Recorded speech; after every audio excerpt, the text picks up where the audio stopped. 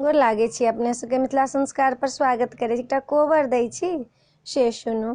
तास खेलैते बड़ पास भेली हे मिथिला के कोबर।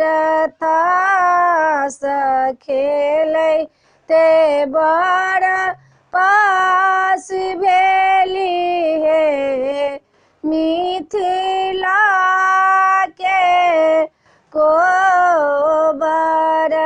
ताही कोबर सुतलानी दुल्हा फलना दुल्हा पीठी लागल फलना कनिया सुकुमारी हे मिथिला के कोबर।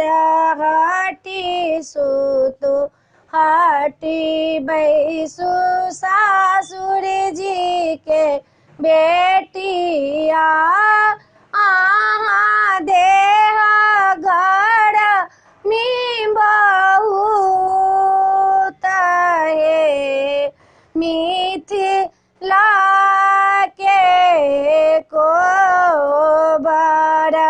एतबा बचन जब सुनालानी कनिया सुहबे से जा छोड़ी भुइया लौटी गेल हे मिथिला के कोबर।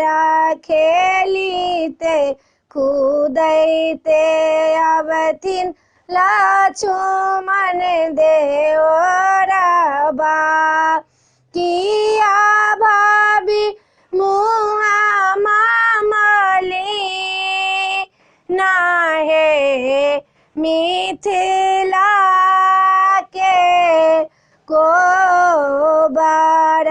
बानला केसिया देवरा से हो खोली देलानी शंखा चूड़ी देला चनकाए मिथिला के कोबर।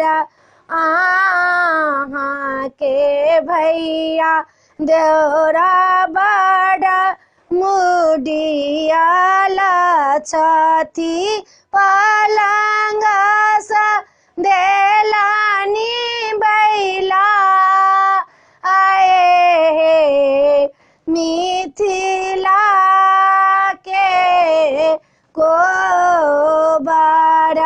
जूनी कानू जूनी जुभाऊ जो ओ हमारा आनी देव शंखा चूड़ी की ना हे मिथिला के कोबर।